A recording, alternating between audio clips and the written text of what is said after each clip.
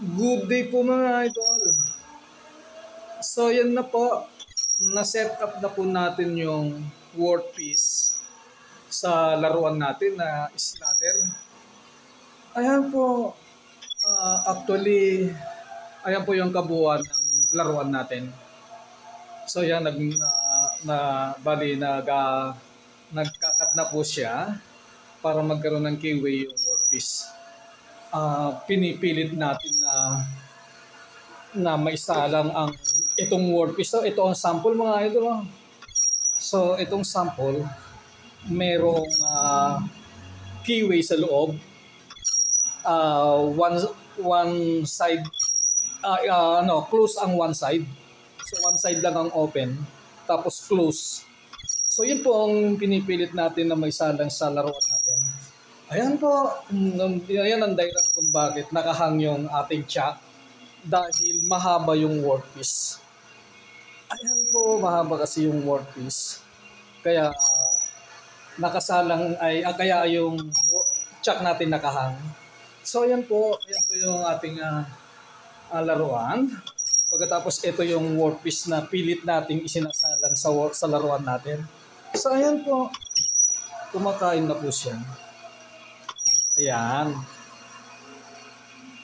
Kumakain na po siya.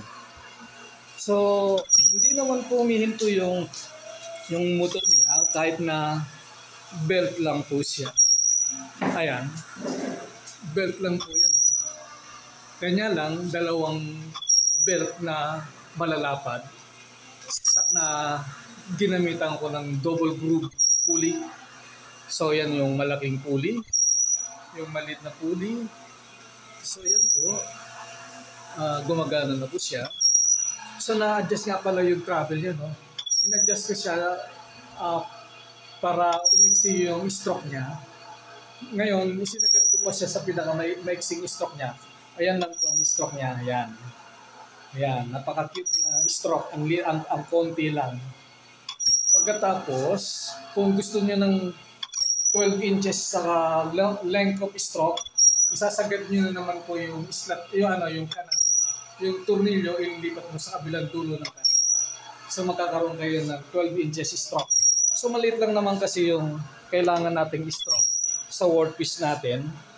So magmula sa dulo hanggang sa butas sa babaya, sa mayroong sa kuko, nasa 4 inches lang ata yun o 4 and 1/2 inches ang haba. So yan, linagay ko siya sa mixing length of stroke. So ayan po, kumakain na po siya. Ayan. Kumakain na po yan. So, yun lang po muna. Salamat. Bye-bye.